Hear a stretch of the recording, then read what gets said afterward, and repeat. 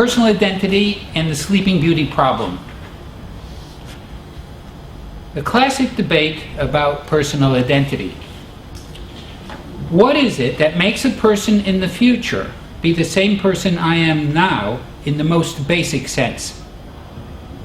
That is, what makes it right for me now to anticipate that person's pain, not with the sympathy I might have for another, but rather with the self-interested concern that is appropriate only if that pain is mine? What is it that will extend me there to being that person? Here are the two most popular answers to this question. 1. What is essential to remaining me is the sameness of a certain thing.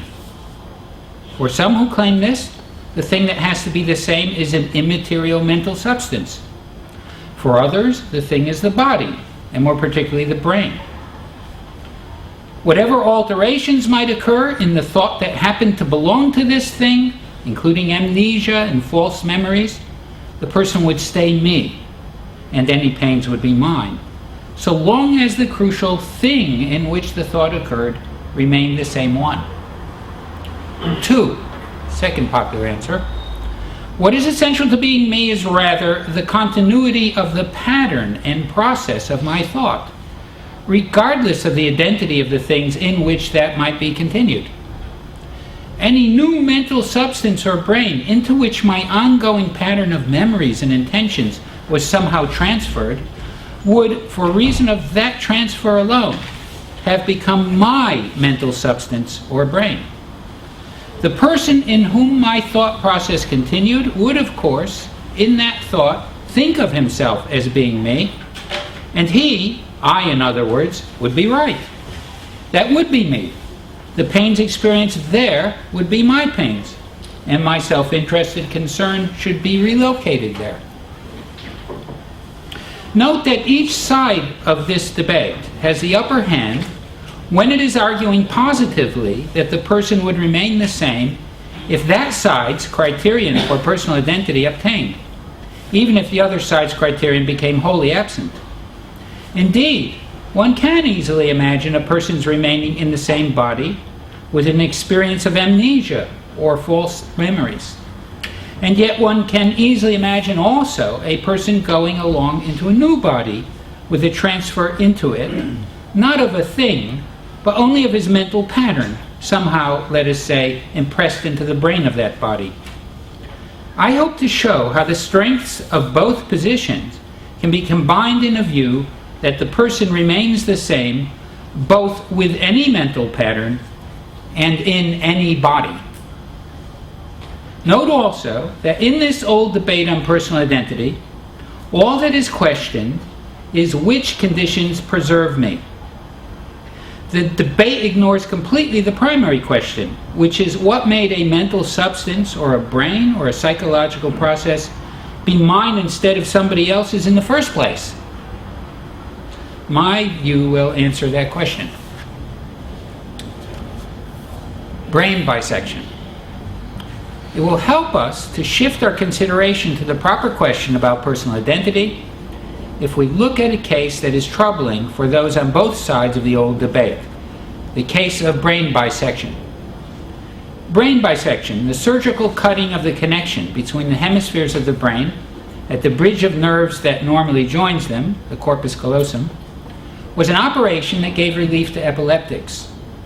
But experimenters working with split-brain patients in the 1960s discovered an additional result of this surgery that was startling and disturbing.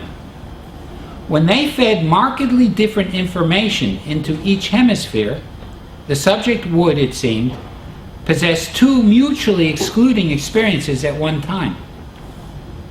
Let us engage in a variation on a thought experiment in Derek Parfit's paper, Personal Identity, that dramatizes the puzzle in brain bisection. Imagine that by pressing a button, I could cause a device to anesthetize my corpus callosum, so that the communication between the hemispheres of my brain could be stopped temporarily. Tonight, a concert of my favorite music is going to be broadcast on radio, but I also have to do some tedious studying from audio tapes.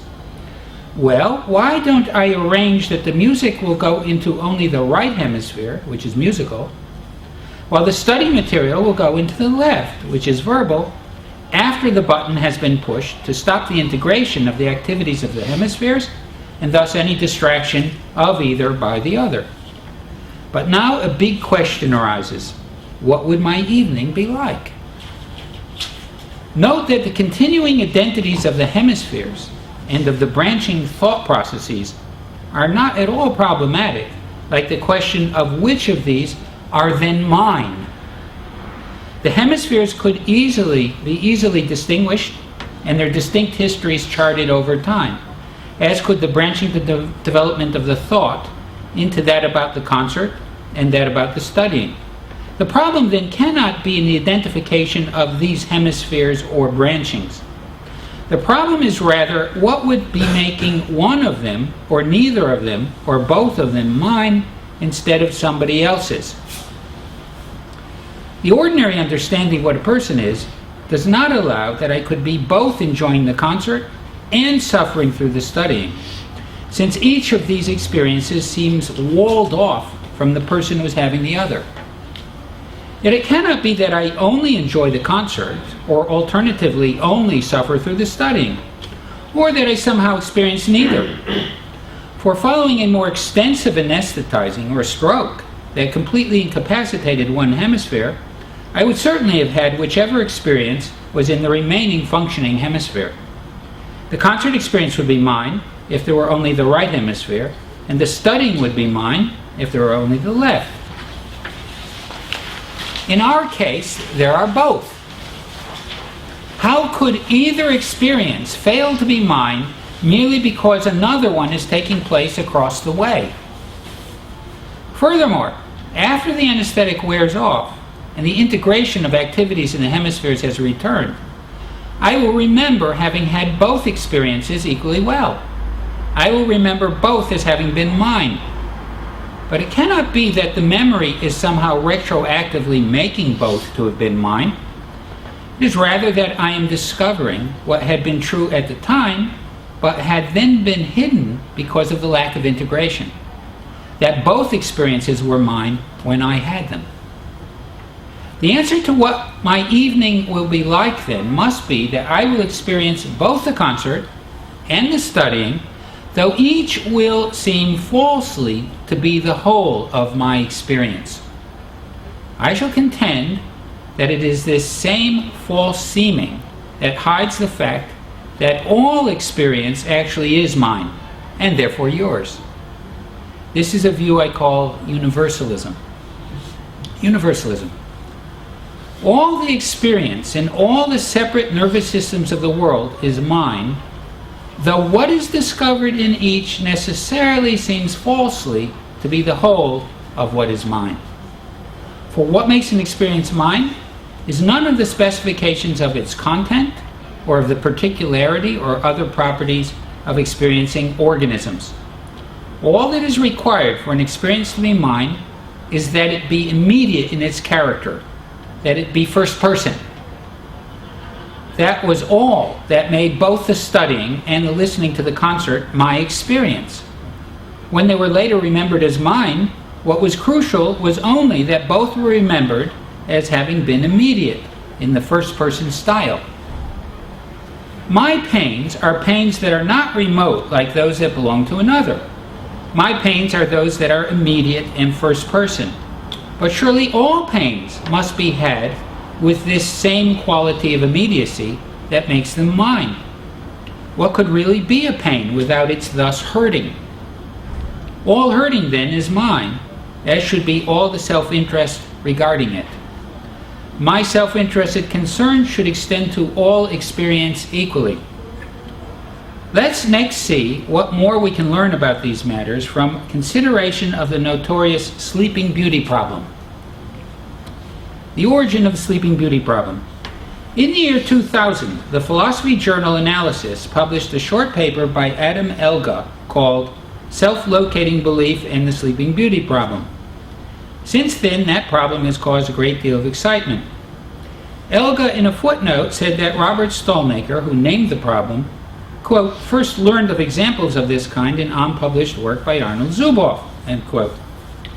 I can add to this that that work, which Stolnaker saw in 1986, eventually was published in 1990 in the journal Inquiry as Oneself, the Logic of Experience.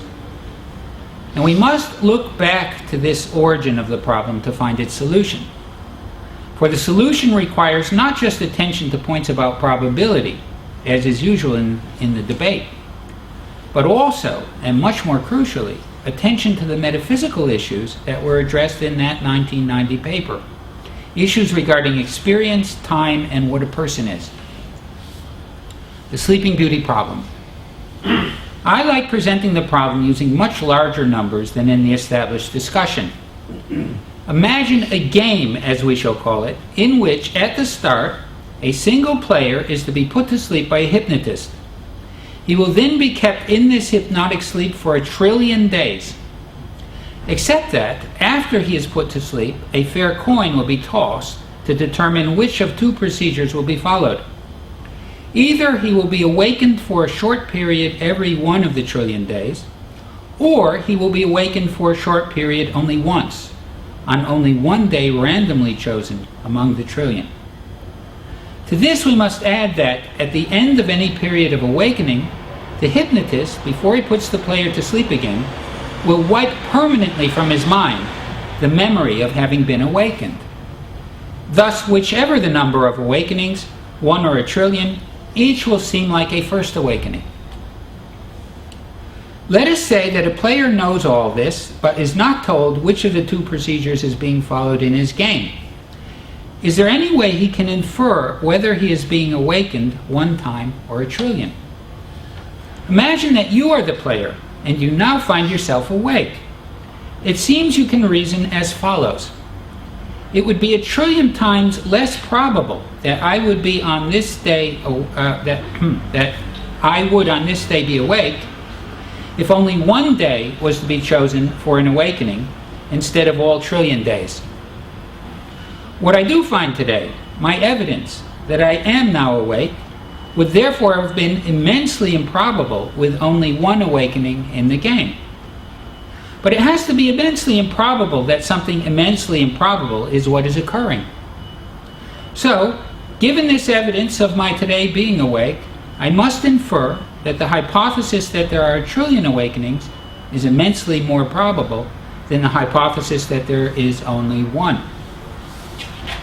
The Sleeping Beauty problem is seen from the angle of the player just before the start of the game. It seems certain that before the start of the game, before the coin determining the number of awakenings has even been tossed, you can say nothing about whether in the coming game you'll be awakened either once or 1 trillion times. Yet you can know then that in your very next episode of thought, you will be rightly inferring that 1 trillion awakenings are occurring. It is as though you are in a room where you will soon be opening a door into the next room. You know already what you will see when you open it, and what you will rightly infer on the basis of seeing that. But somehow you cannot yet make the inference.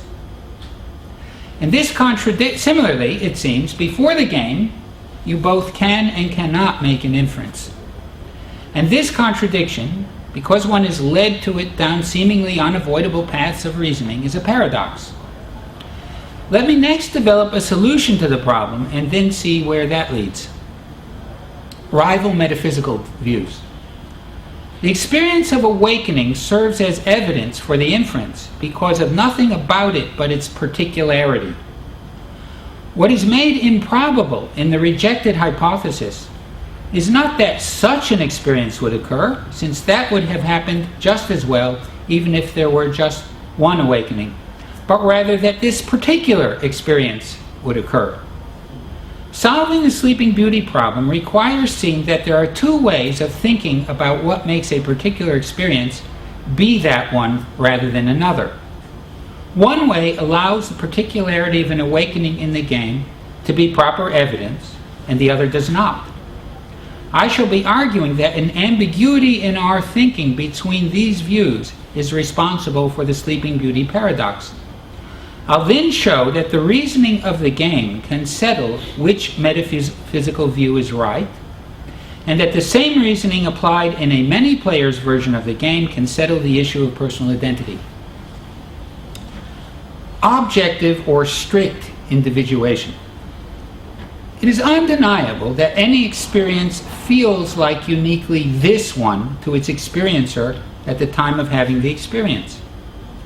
The feeling of being this is a basic, thoroughly pervasive feature of the subjective character of every experience.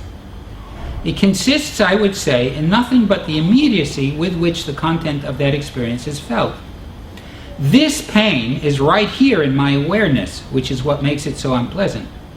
That other pain, in another experience, however, is not in that way immediate from the perspective of this experience. And the motivational force of self-interest and urgency is owing to this immediacy in the content of the experience that is this one, mine and now. According to what I shall call the objective individuation of experience, however, that an experience actually is this experience rather than another depends not only on the feeling within it of being this, without which it would not even be an experience, but also on further factors that are purely objective, the factors of whose it is and when it occurs. An experience that was someone else's, or that was mine but at another time, could not have been this particular one. In the game we've been considering, one of these factors, the possessor of an awakening experience, is always the same. It is the one player. So what would, for our needs, distinguish the experiences we are considering, and thus establish for each its unique particularity, would be only the objective factor of the time at which the experience was occurring. When in our thinking about the game we are contemplating the trillion awakenings version, we are naturally compelled to think in this strict way about what is required for an experience to be this one rather than another. How could one day's experience be anything but distinct from all those other experiences in the trillion days? And what can be making that experience distinct from the others, except for the difference in their times of occurrence? If we next apply this strict style of thinking to our consideration of the single awakening version of the game, we must find that the existence of any particular experience of awakening will be immensely improbable. For it would be overwhelmingly more probable that any experience of the player had not existed because its existence was tied to a time that was not randomly selected for the single awakening. Thus, the player can use the existence of his current experience as evidence to infer the immensely greater probability of the trillion awakenings hypothesis that would have favored that experience's existence by so much more. I hope it is clear that this evidential force of the particularity of the experience is entirely owing to this strict objective individuation of experience. Now I'm going to pause in the reading and direct your attention to the other handout I gave you, the one with the pictures on it. Okay? What I'm going to do is kind of mental limbering up with you, because I'm going to argue for a different way of understanding what a particular experience amounts to. A way I think you're not especially used to thinking of it. And we need some limbering up. We need to become more supple in our thinking. And here's how I'm going to do it. Through a thought experiment, or a series of thought experiments. Now, in this thought experiment, we explore the relationship between the objective realization of an experience and what it's like subjectively. They can come apart. That's what I'm going to be demonstrating. First, look at figure 1. Here's what figure 1 represents. You are standing in a field, enjoying the experience of a beautiful morning. Okay, you hear birds chirping around you, as well as seeing that lovely field. You hear the birds. You feel a breeze blowing on you. Now we'll look at a series of ways precisely similar experiences might be brought about. First, we'll look at figure 2. Figure Figure 2 represents something very familiar to people who've done some philosophy, the brain in a vat. Okay? Your disembodied brain is stimulated by electrodes in precisely the same pattern as that from the field in your body. Okay? Maybe it's been suddenly snatched from your head, instantaneously put in a vat, or frozen there in some way, and then that's thawed out instantaneously in the vat. Anyway, now the same patterns will occur in the brain as would have occurred if it was in your head with you standing in the field, so on, with the birds and the moon. And the experience will be the same, won't it? Why? Well, objectively, in this case, there's no field and there's no body, so it's quite different objectively. But subjectively, we do think it would be the same. That's why this is a favorite case for skeptics, right? I'm not going to use it that way. And let me give you a quick reason for why it is we think it's subjectively the same. It's that these different objective circumstances cannot register in the brain. There's no way they can get into the brain, to affect the experience. They don't register. And because of this clever way in which the pattern of stimulation is being kept the same. Okay, now let's move to figure 2, beyond the old brain in the vat case. Figure 3. That's figure 3, isn't it? Now I'm developing this in a direction I do in a piece of writing that some of you may be familiar with, called The Story of a Brain, which was published in The Mind's Eye back in 1981 or 2. Anyway, don't worry about it if you haven't seen it. In this figure 3, what's represented is the hemispheres having been split apart. Right? The corpus callosum cut down the middle, hemispheres in separate vats. But the surface of each hemisphere will be stimulated in exactly the same pattern as it was in the last case. But now you must think the experience is going to be a mess, because the activity of the hemispheres isn't integrated. So, of course, this will make a big difference to the nature of the experience. But we have a way of getting around that, you see. What we've done there, represented by that arrow of dots, is we've fitted radio transceivers to each hemisphere where it had been cut from the other, that will carry across exactly the same pattern of impulses that would have been sent across if the thing were in the head, in the field. Now, what do we say about this case? Here there's an additional objective difference. There's an objective spatial gap right in the middle, right? But this too can't be registering in any of the brain. There won't be an experience of gappiness as a result of this. The experience will be of standing there with a single together head in the middle of the field, on a lovely morning. It will remain the same. Now let's move to figure 4. Here, instead of radio transmission, integrating the activities of the hemispheres, we've removed the radio transceivers and we've replaced them with what I'll call an impulse cartridge. Now here's what it is. The ones who are organizing all of this are terrific, right? They're very capable. And they can predict perfectly well what pattern of stimulation would have been sent by one hemisphere to the other in the course of this experience. So what they've done is they've programmed these cartridges so that the one fitted on the left hemisphere will cause the same pattern of stimulation as the right hemisphere would have through the radio transmission, or in the normal case. So the same thing will be going on in that hemisphere. And the same is true of the other hemisphere. Now look, would this make a difference to the subjective character of the experience of being there in the field, listening to birds. Well, once again, it seems there's no way in which removing the radio transceivers and outside the brain like this and substituting the impulse cartridge is going to make a subjective difference.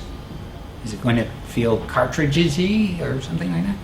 Can't even say it. No, I don't think so. It'll be the same experience. Yeah. Sorry, what's the difference then between the radio transceivers and the impulse cartridges? I'll show you why it's important to make this transition.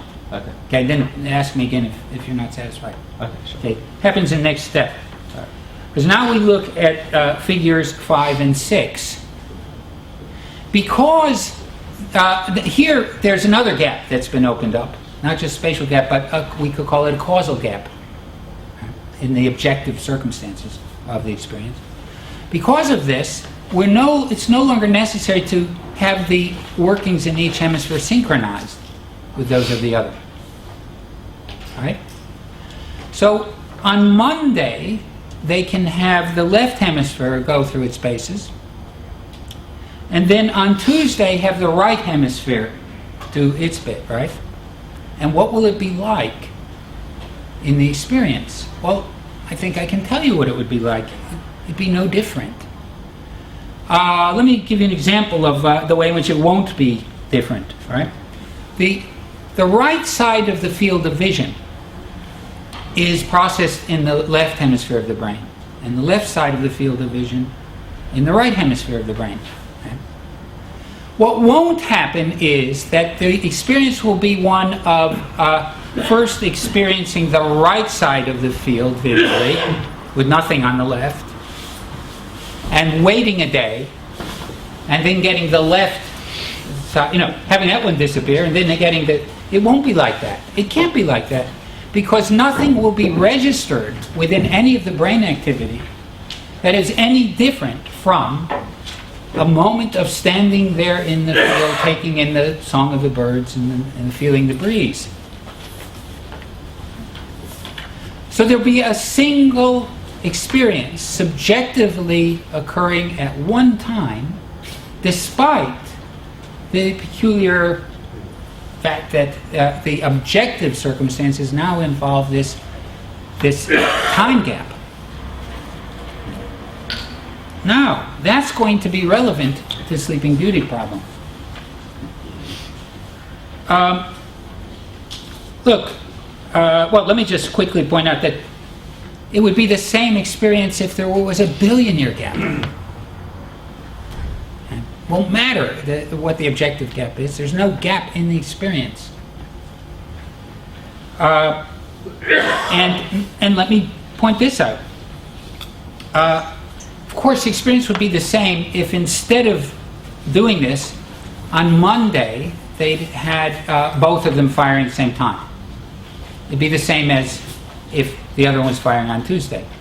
Or if the next day they had both of them firing simultaneously. Make no difference to the experience.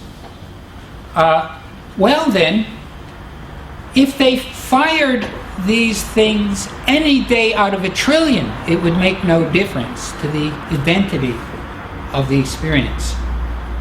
It would be the same particular experience, no matter on which of the trillion days objectively it was occurring.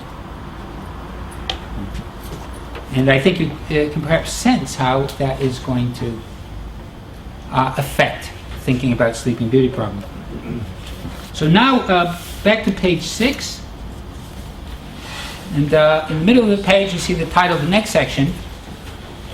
We've looked at objective individuation of experience. All right? Just recall where it being a particular experience depended on which time, objective time it was occurring in. A different time would be another experience. Now we're looking at subjective or relaxed individuation. That was a strict individuation in the objective. This is relaxed. The second way of thinking about the individuation of experience is relaxed. When we are contemplating the single awakening version of the game, despite our ability also to view it as governed like the trillion awakenings by objective individuation, We are nevertheless strongly inclined to think instead of the player as being in one and the same experience of awakening, no matter when it might be occurring within the trillion days. Okay, so here I am awakening. If there was only one, it was just a matter of on which day this awakening would occur. But it would still be this same particular experience of awakening, no matter which day it occurred on. We're not all tempted to think this when we're thinking of the trillion awakenings, because we think, well, obviously they're distinct on the different days. But when we're thinking of only the one awakening, we are tempted to think in this way, that it's easy for it to be this experience. It's not straight, it's not hard. Next paragraph. For when we are not thinking squarely of the contrasting identities of other awakenings, the individuation by times tends to lose its hold on us. We are inclined rather to think of the single experience of awakening much more importantly from within it, in terms of what would be the remaining relevant factor in its particularity, just the subjective feeling of its being this experience. That feeling of being this would, of course, be precisely as strong on any of the trillion days an awakening might occur.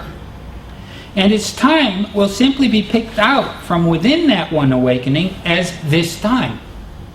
Whichever time this experience happens to be occurring will thus have become this time from within the experience. The time of the experience is no longer in the driver's seat with the feeling of its being this as the passenger. It is the other way around. We allow this subjective judgment of being this to govern completely the question of whether the experience in any time does indeed qualify to be this experience. And thus it becomes extremely easy, in fact inevitable, for this very same experience of the player to have occurred even in the single awakening version of the game. But this relaxed style of individuation must therein rob the awakening's particularity of all the evidential force that it had seemed to have within objective individuation. For now, neither hypothesis would make it any more probable than the other that this awakening would be occurring. A single now versus multiple nows. I said that it was easy to adopt subjective individuation when considering the single awakening in our strange game. But the most natural way in which we normally regard our experience already amounts to an embracing of subjective and a rejection of objective individuation, though, of course, that commitment has not been clear to us. We strongly tend to see ourselves as always within a single now, within a numerically singular experience of changes.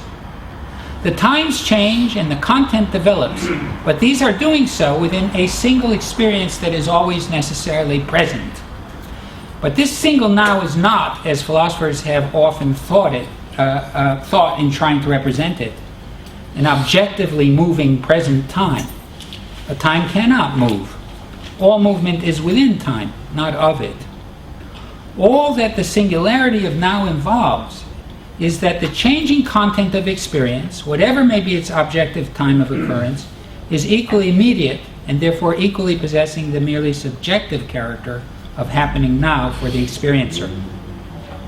To think instead that any variation in time individuates a distinct now, a distinct experience, can involve us with the problem that, since times can be distinguished into smaller and smaller segments, the present and this experience must be razor thin. What could really belong to it? And one might ask, how could a single self be somehow carried from one of these distinct experiences into another? A Buddhistic Humean falling apart of the self threatens. The single now, as subjective individuation, would wreck the Sleeping Beauty inference, for it would dissolve away all the improbability in an experience of awakening being this one. The solution of the problem. The paradox depends on believing three claims, two of which are not consistent with each other. The three claims are: 1. Before the game starts, I could have no way of saying that either number of awakenings is more or less probable than the other. Both objective and subjective individuation would seem to agree with that claim. 2. Before the game starts, I can fully anticipate the particularity of the next experience, its being simply this one, just as it will be discovered during the game. Only subjective individuation can agree with that. 3. From within any awakening, I could use its particularity to infer the immensely higher probability that there are a trillion awakenings. Only objective individuation can agree with that. It is from these three beliefs put together that we get the contradictory impression of before the game not being able to make the inference, and yet then having hold of all that will be required to make the inference. If we stayed consistently within subjective individuation, we would think that the player before the game could fully anticipate the particularity of the first experience of the game, whether it was the experience of the first of a trillion awakenings, or else the probably much later experience of a soul awakening in the game. The current imagining of it would have present in it everything that would be required to make it this. But that now fully available particularity could in no way serve, either in the game or now, as evidence for an inference regarding how many awakenings there would be.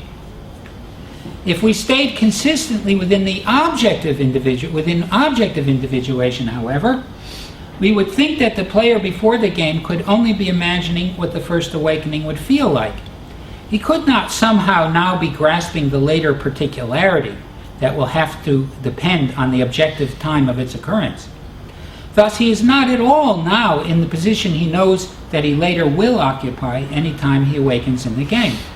The position of being able to use the fact that this experience is occurring to infer the overwhelmingly greater probability of the hypothesis that would be making its existence overwhelmingly more probable. Here's a chart that displays the sorting out of relationships that solves the problem. Okay, so let's have a little look at this. Let's see, subjective individuation, pre-game inference, no, coin hasn't even been tossed. Full anticipation of what it'll be like in the game, inferring that they're trillion, yes. There's nothing hidden from it. It'll be this experience. In-game inference, no. Right, the inference has no basis because there will be that particular experience either way, whether it's one awakening or a trillion. Okay, now objective individuation, pre-game inference, no, coin hasn't been tossed yet. Full anticipation, no, because the important thing is to be within that actual particular experience, and from that perspective you can make the inference. You can now anticipate what it'll feel like being in there, but you can't have the position of being within it in that objective situation of that particular time that holds down the identity of the particular experience you're trying to imagine. So no full anticipation. In-game inference, yes.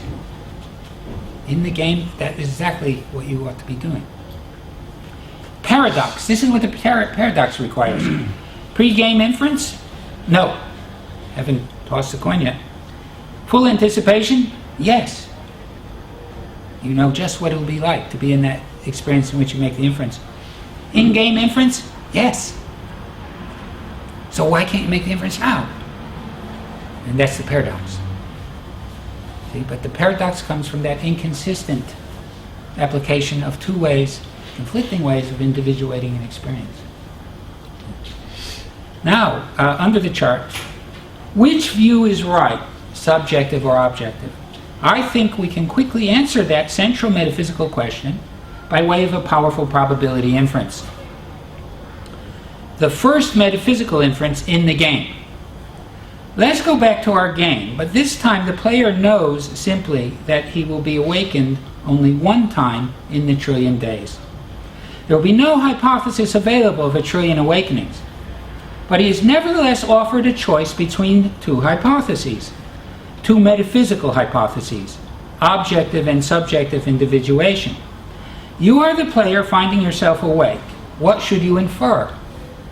It would have been terrifically improbable that this experience existed only if objective individuation were right. It is overwhelmingly improbable that something overwhelmingly improbable is what is occurring. Hence you, the player, must accept as overwhelmingly more probable that subjective individuation is true. The first metaphysical inference in your life. Need such a metaphysical inference be confined only to a fantastic game? Not at all. Just such an inference can be made by you right now. If objective individuation were true, then it would have been extraordinarily improbable that this experience of yours existed. For its existence, its particularity, would have required you to be existing and conscious in just one small period of time, the time at which your experience is actually occurring. If you and your experience had instead existed at any other time, this experience would never have come to be. Thus, the hypothesis of objective individuation would have made the evidence, this experience, an overwhelmingly improbable occurrence. The other hypothesis, subjective individuation, would have involved no such improbability at all. Well, it must be overwhelmingly improbable that something overwhelmingly improbable is what is occurring. Hence, it must be overwhelmingly improbable for you, from the perspective of this experience, that subjective individuation is true. So, look, with that earlier time gap thought experiment, we saw that objective individuation was incoherent. Here, we're seeing that it's also immensely improbable. The many players game. There were two objective factors in objective individuation. So far, we have eliminated one of these, but we have not touched the other, the identity of the possessor. We must next turn to the question of whether that condition is really binding on the particularity of this experience. The reasoning will be parallel to that we have already seen. Arriving at its conclusion regarding personal identity will allow us to deepen our understanding of the conclusion concerning time. In the many players game, instead of one player with 1 trillion times of potential awakenings, we have 1 trillion players, each with the possibility of awakening once at the one time of the playing of the game. The game takes place in a colossal hotel with 1 trillion bedrooms. In each room is a player who has been put into a hypnotic sleep. And we'll say that in this game, like the other, there are two alternative versions of the game that might be played. In one version, all 1 trillion players are to be awakened. In the other, only one player selected at random will be awakened. Notice, by the way, that we have now discarded the detail of knowing that a coin toss decides which version of a game will be played. And indeed, it cannot be a coin toss that decides which of the metaphysical hypotheses obtains, but rather necessary truth. Right? If objective individuation being right, they have a probability of 1 in it, like would be like 2 and 3 being 5. Subjective individuation being right, and the other would have a probability of 0. Right? Okay, so it's not like tossing a coin. But we can know anyway that it is improbable that any such prior probabilities, whatever decided which hypothesis would obtain, had favored the hypothesis that would have made the occurrence of the evidence improbable, since, as ever, it is improbable that something improbable happened. So that's a very quick way of dealing with people probability theories debate about here, but I think it's effective. Now, back to the many players game. Imagine that you are a player in this hotel, 1 trillion sleepers. You are a player, aware of the conditions of this game, who has just been awakened. It seems that you should infer that the 1 trillion awakenings version has been played. Why? You find yourself awake in this experience. Outside of an experience that was this, you could never have found yourself at all.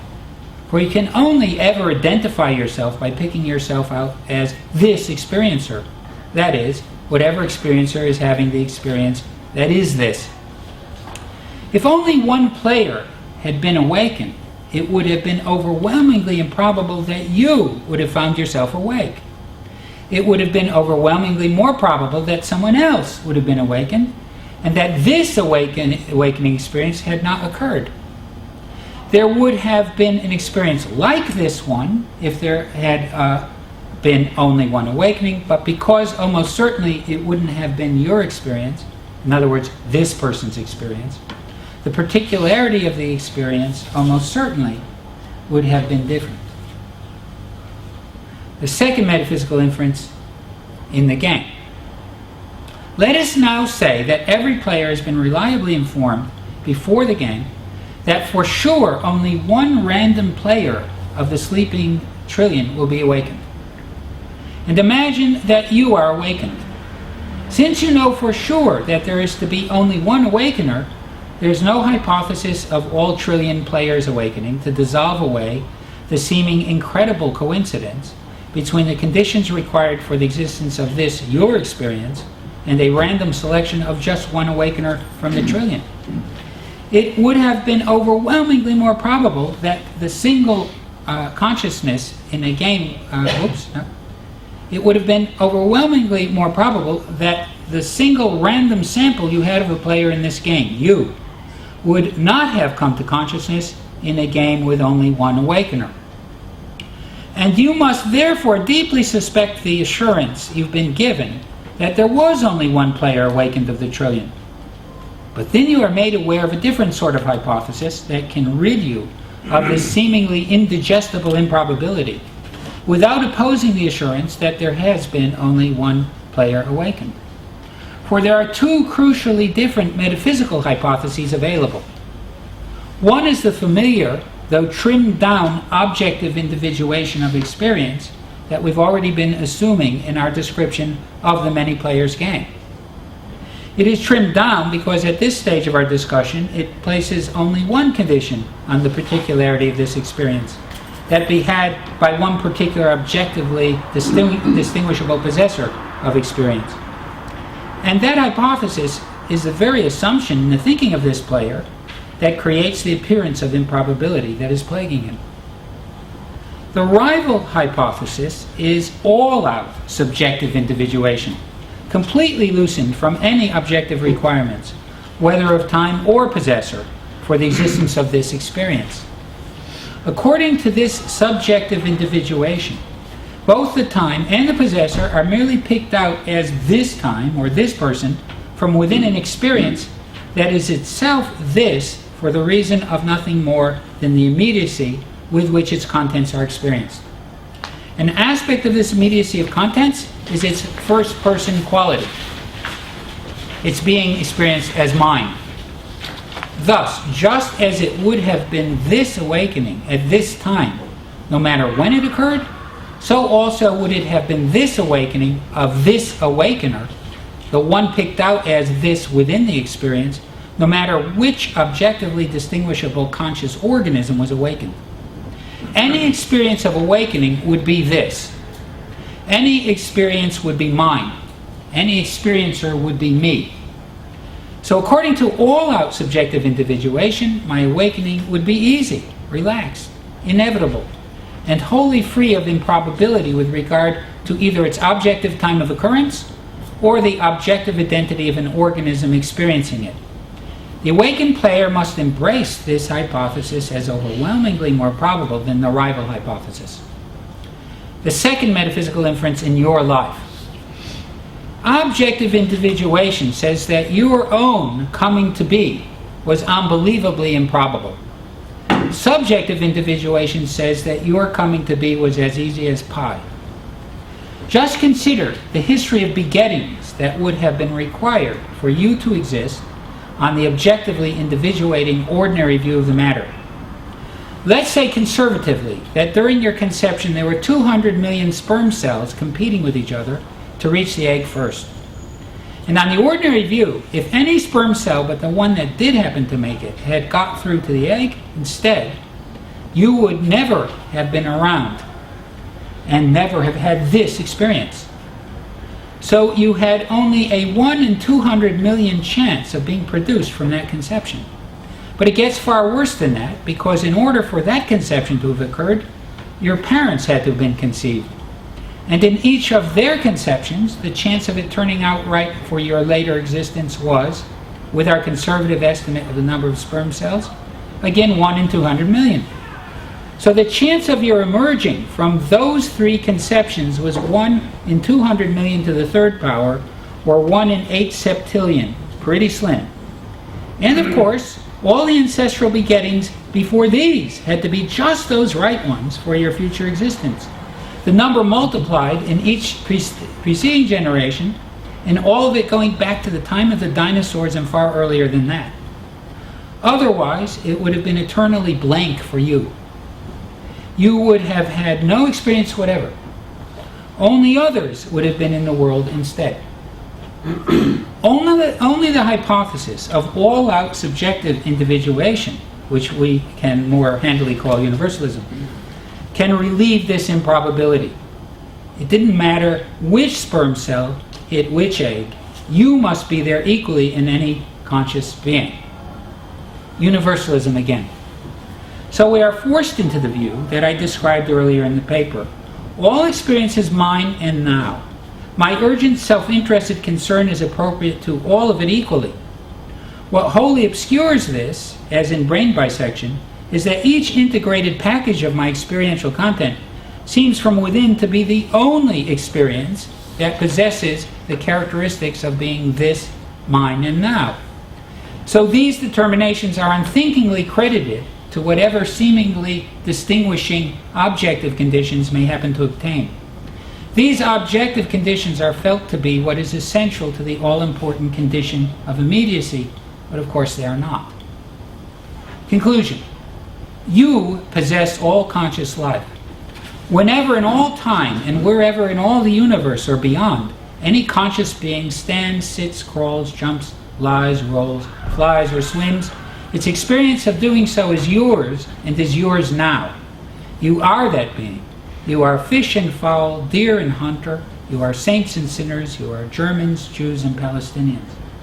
This is an important result. What else can come close to it in importance? And perhaps the spread of this knowledge among the intelligent beings that are you can help you to stop yourself from hurting yourself because you mistake yourself for another. That is it. There's a postscript here. You can. Oh, thank you. And that is it. That's the truth. There's a postscript. You can get in touch with me if you want a longer version of this. It goes into the probability quite a lot more. And, I would recommend it.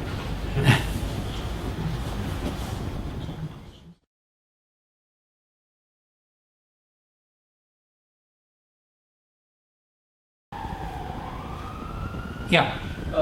One question emanating from that earlier question, Yeah. which might be a problem, is that in the idea of teleportation, there is an implicit assumption that the mind-brain problem comes into it, that the mind is of a materialistic nature, because that is the only way that in the reconstitution phase, that it's if you like, you're you, because the mind is also carried, because it's tied to the material thing and it gets carried away when you're reconstituted, so things are fine. But on the other hand, if the mind element, if for argument's sake, is a separate entity, then you might say that the moment the material thing is broken up while in transit, so to speak, the mind is lost, and whatever is reconstituted acquires a different kind of mind, and so therefore you're not you. Okay, fine. Yeah, fine. Do you remember at the beginning of this, I talked about those two views of what was supposed to count in making it you? And there were, one of them was that you, it's you because of the identity of a particular thing. And I mentioned that that thing could be an immaterial mind, or it could be a body, or in particular the brain, right? The other view was that it depended on a pattern and a process of thought continuing on, which could be done in different particular things, and it would still be you, considering, as Locke says, considering yourself as yourself. in these different. I mean, Locke trying to get us out of. See, Descartes didn't discuss personal identity explicitly, but it's very obvious from the things he says that he identified himself in his self-interest and all the rest with a single mental substance. Right? The particularity of that was what was important. So, as you say, in teleportation, it'd be all important to know whether the machine somehow could capture the mental substance and throw that over, or whether it left it behind or dissolved it or something. Right? Okay. But Locke then came up with the alternative view. I mean, and made it very famous.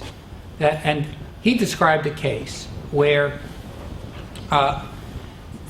your particular mental substance would be replaced by another that carried on the process of thinking. Let's imagine something like that happens with me. That every minute God is instantaneously replacing the particular mental substance that's carrying on the thinking, but in such a way that, like a wave being carried over different particles of water, the pattern of thought, the process of it, will be continued on. Right? Well, first of all, whoever is here, whether it's a series of different people, as you would think if you were Cartesian about this, or the same person carrying through, whoever it is, won't notice the difference. All right? It will seem the same as it would if the identity of mental substance had stayed the same. Right? One argument Locke had against this, tying it down to a particular substance, personal identity, was that personal identity is very important to us. I'll go to a lot of effort to make some food and put it in the refrigerator so that tomorrow I will be enjoying so it makes up for the effort tonight. Wouldn't think of it otherwise. So I have to be present there tomorrow, right? But if what I'm worried about with self-interest, which is this is the great motivator, right? And even if I care about someone else, I care about that person's self-interest, right? What I'm worried about is something clear to me. It has to be something plain to me, something that, like this thinking of myself as myself continuing on. It can't be something hidden and unknown to me, like the identity of a mental substance, which could, in theory, be changing while I would know nothing about it. How could that be so important to me? Then again, of course, Descartes would say, yeah, but it isn't going to be you. Right? But anyway, I think all of that's mistaken.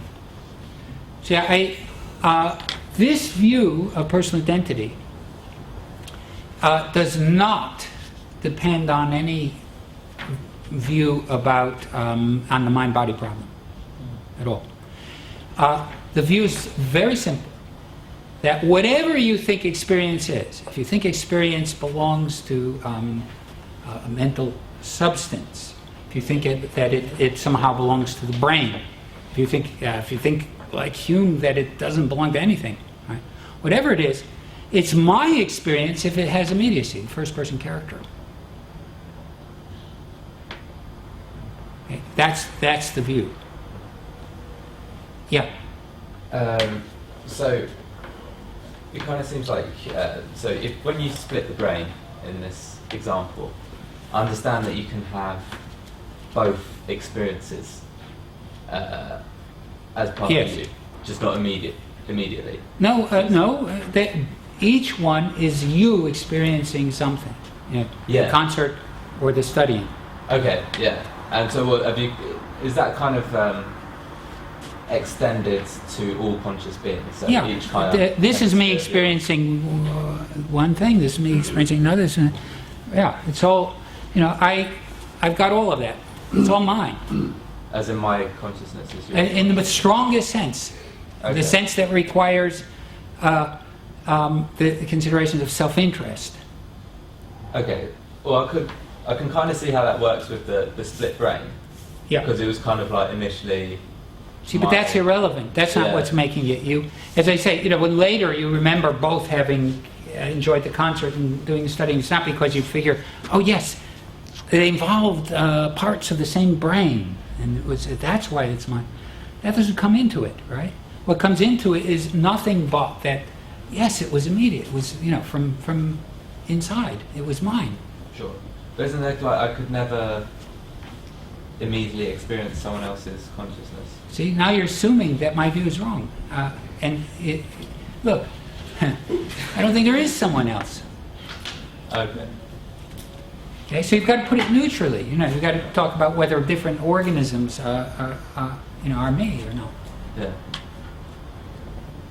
Can't say, well, then what do you have to say about someone else's pains, and you're not experiencing those, are you? Well, if I were sticking with a mixed up ordinary view, of course I wouldn't be thinking they were mine. But, that incredibly improbable and incoherent view is wrong. So it is all mine. Okay, it's very easy to beg the question and honestly, genuinely trying to understand this.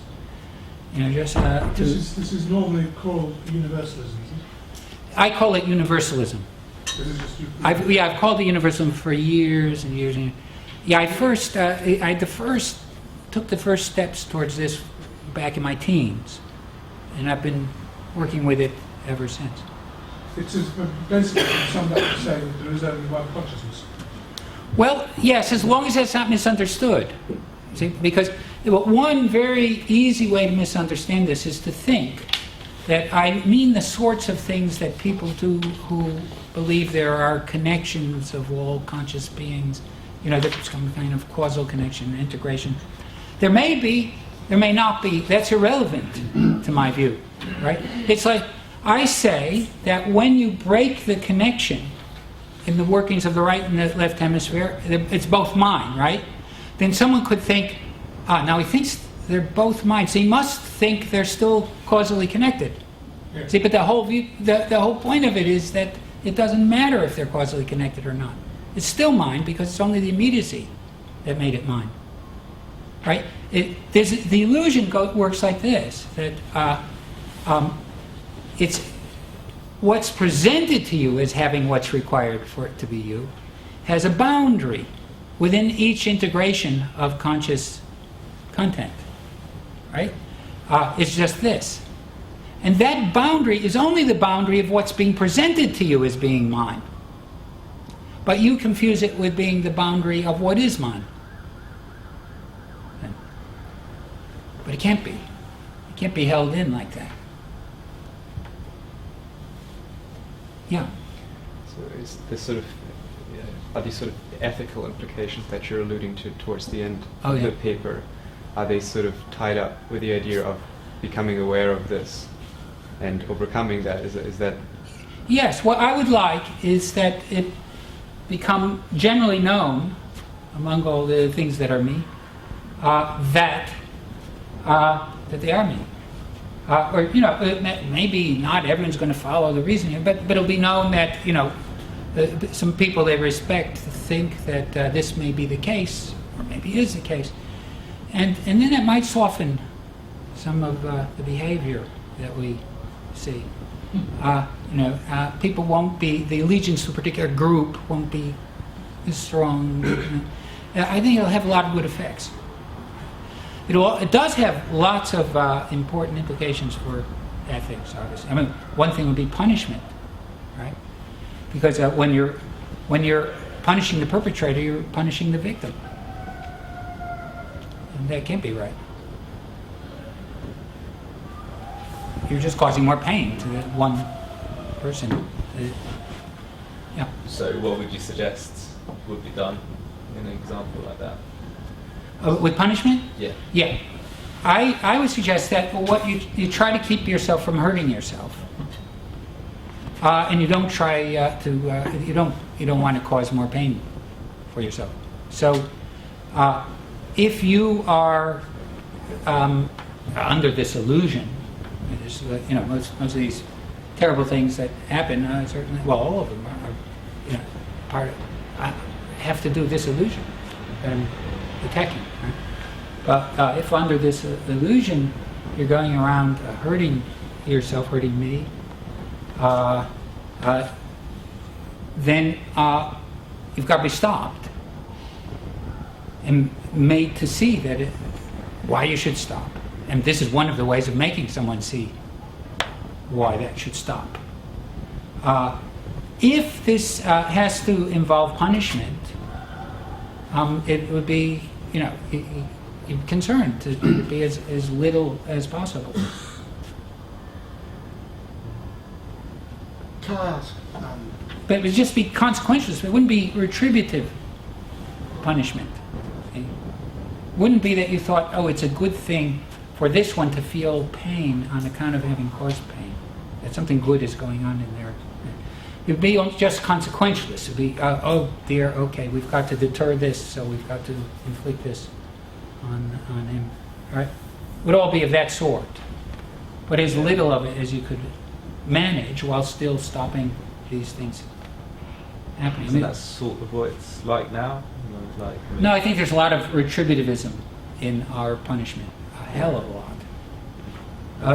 A lot of the feeling that people deserve to feel pain, feel bad, because of what they've, because of pain they've caused to others. Yeah. Right?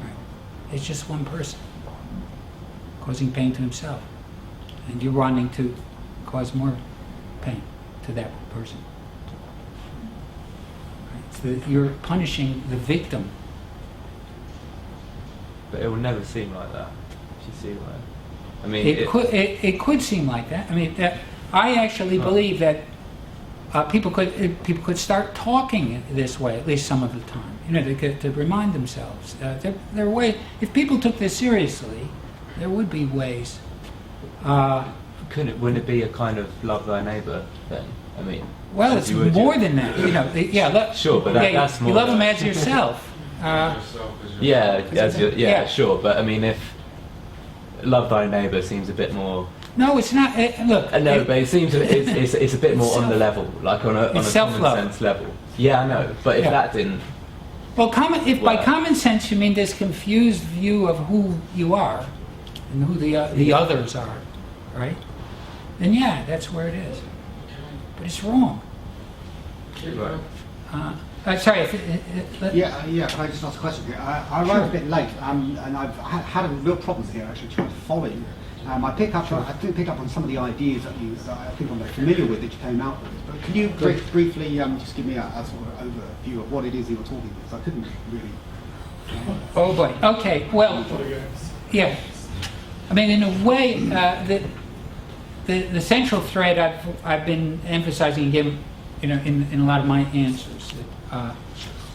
All it is that makes an experience be mine is the immediacy of the context. That's right. Yeah. And all experience has that same character. So it's all mine. But it doesn't seem so for the reasons I've been going into now. But what I was developing. So the question of the self, what happened? Where does the self is not the identity of the self is not the identity of a thing. Right? Anything qualifies to be me if its experience has what it takes to be mine.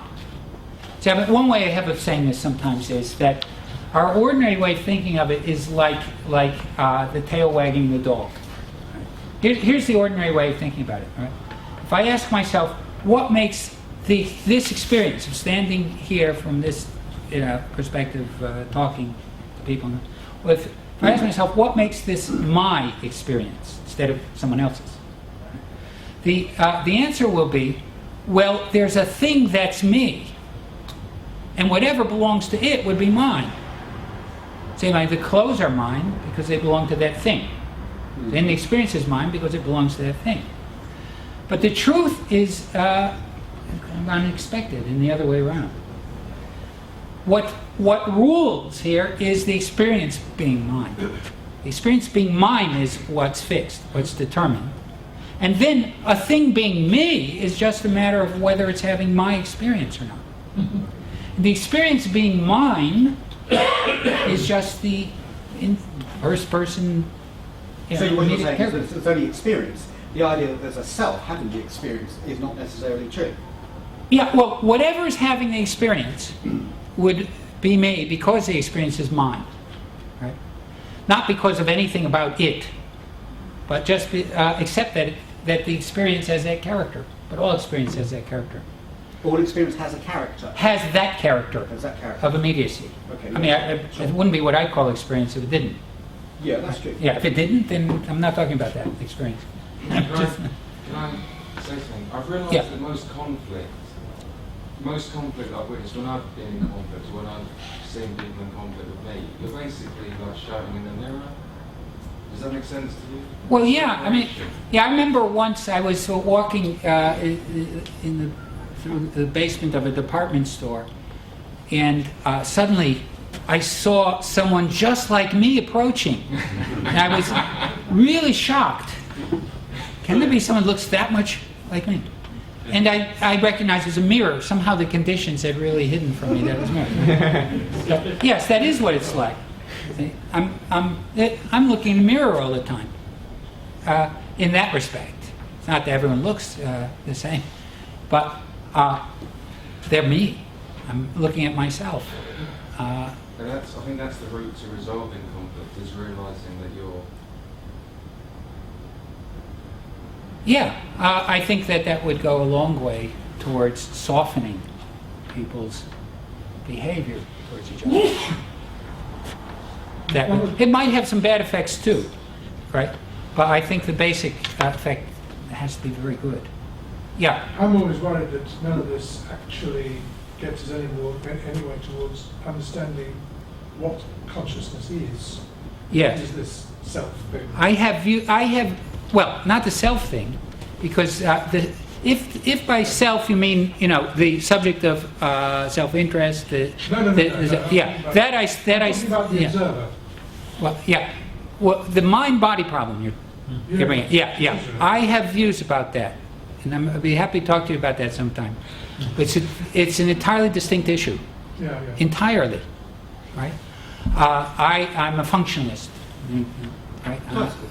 Yeah. Hmm? So let's just ask a question here. Yeah, sure. The immediacy of the experience is what makes the experience, correct? No, what makes Well- it is true. Anything that be experienced would have that, I would think. But what makes it mine? That's the important thing. It makes it now. It makes it mine, right? Right. But- So yes, I understand. Yeah. Okay. Actually, what's central to it is simply the question: what makes it this? What makes an experience be this experience, while all other experiences are not this? Are that The experience right? itself, or the experience of the experience itself, does come before, does it not, an intellectual model that is then placed over the top as to what it is, and tells you then, or that you consider, that you place over the top and say, this is the way it works. So the experience comes yeah. before that. Yeah, the experience is just there with all its meanings. And what we mistakenly do is think it's unique in having that character. And we set about trying to describe an intellectual model and apply that to give us knowledge of what this thing is that correct? Yeah, I think calling it intellectual is giving it too much It is credit. intellectual.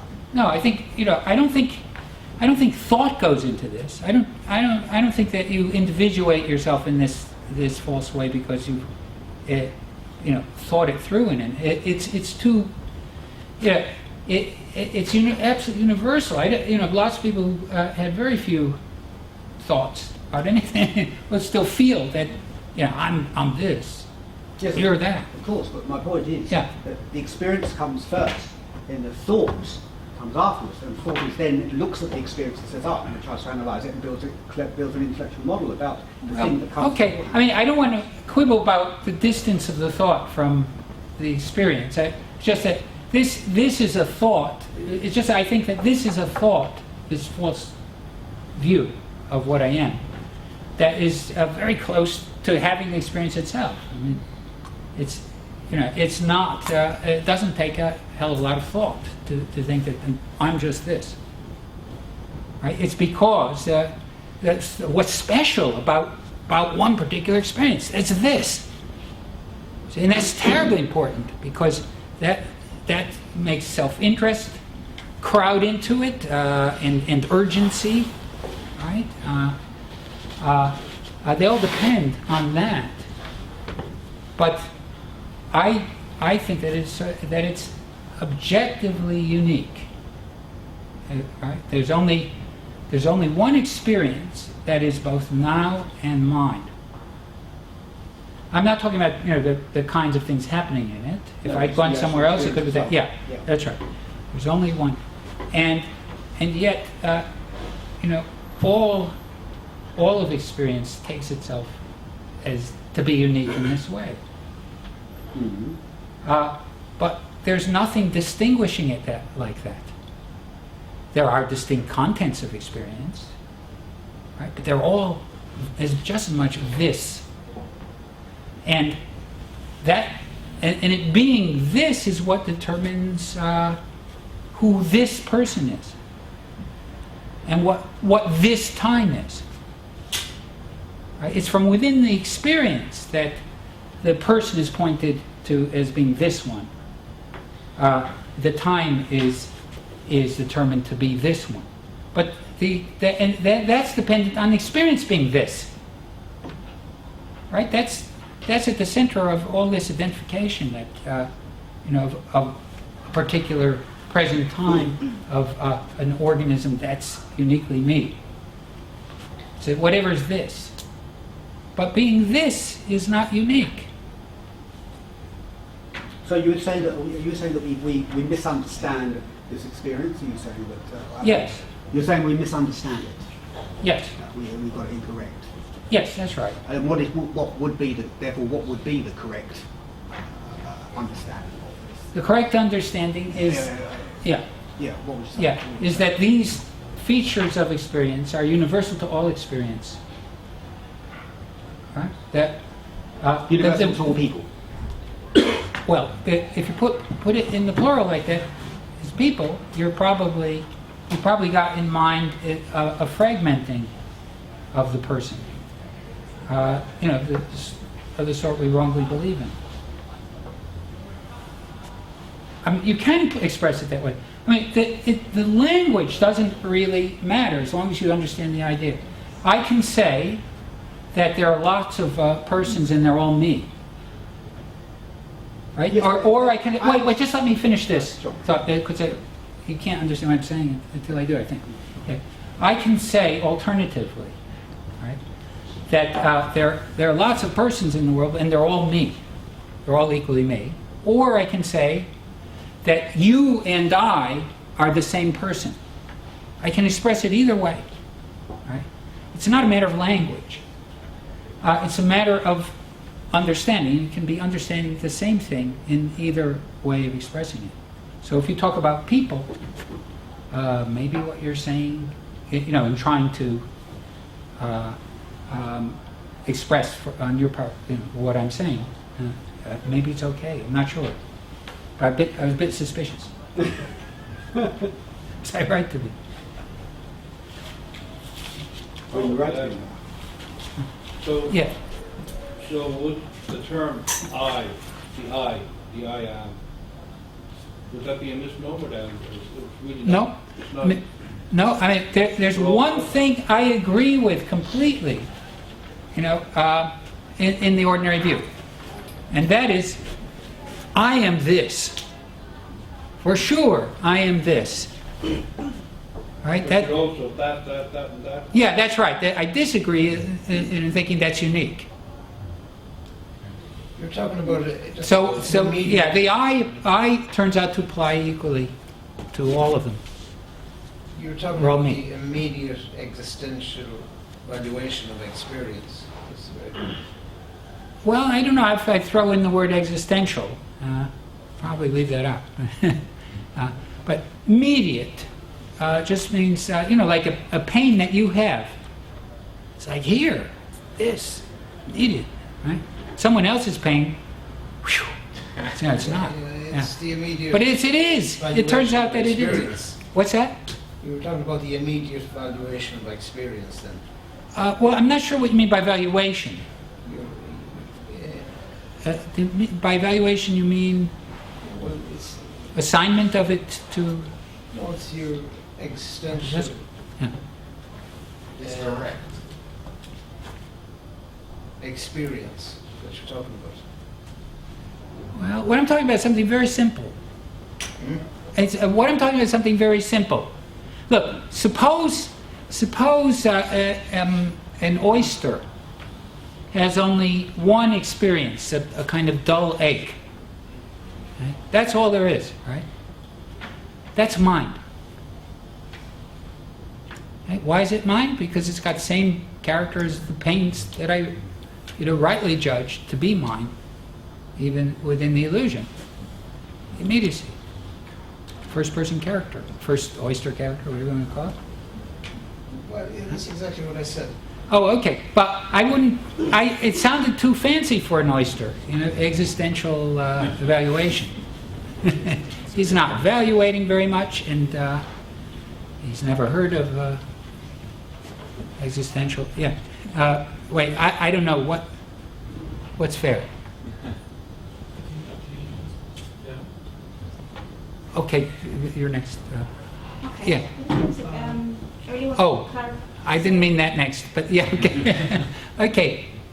Doesn't matter. It's all... She asked my question, I asked her question. Yeah, sure. True. That's why it doesn't really matter.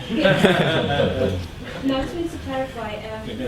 You said I'm trying to throw something at you. If the I is universal and everyone is me, and you and I are the same, the two questions that came to my mind is: do I want necessarily to share my experience with everybody? And number two, how do we distinguish with each other?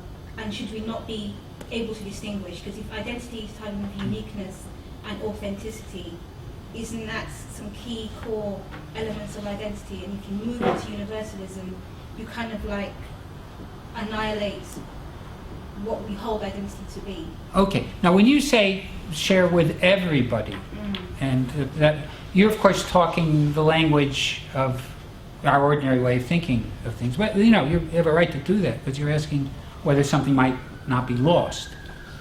Yeah. So okay. First of all, there isn't a sharing. I'll talk that way. We're not sharing in the sense of some kind of causal connection. Right? The two hemispheres that are doing these different things, there isn't a sharing between them just because Zuboff says it's the same person who's enjoying the concert and doing the studying. That doesn't suddenly start the connection at the corpus callosum or something, or some parapsychological connection. It's got nothing to do with that, right? So there's privacy here and there's privacy there. Right? It's just my privacy in both places. See, but it is like the brain bisection case where I am privately enjoying the concert and privately suffering through the studying, without the two mixing, but they're both mine.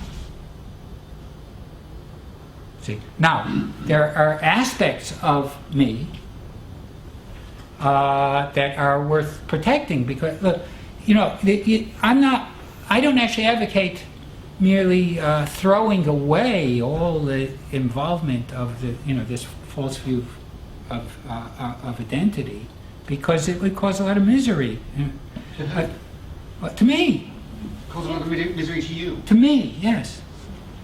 Then aren't you protecting that sense of identity? Mm-hmm. Look, a lot of my pleasure. Do you mean Yeah. yours, or like yours? Everyone. I mean mine. I'm there behind all the eyes. It's me, yeah. right? But a lot of my pleasure, for example, depends on taking myself to be uniquely this one or uniquely that one. Pride and all that kind of, right? I see no reason for me to set out to destroy all of that experience that, would be pleasurable on that basis. Now, there's a lot of pain that's being caused. on account of the illusion, that I would be interested in eliminating. Right? But you don't have to become a fanatic and stop thinking you're separate. But how can you possibly maintain or have, say for example, promote this idea of a universal I, but at the same time say that you're prepared to protect certain elements of your personality that give you great pleasure, etc., etc.? What's wrong with that? Well, for example, you could have... But suppose that we go into the ordinary view of a person, right? And we allow... Sorry? Go on, just go on. Yeah.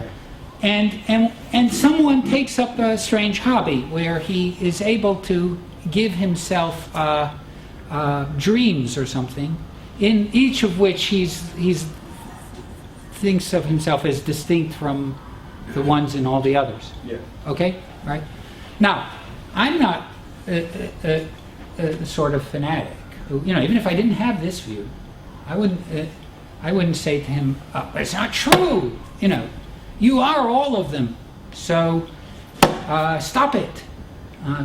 If he's enjoying it, if he's causing himself pain through thoughts of that sort, and some people do, I think, think they're dissolving apart into different people or something.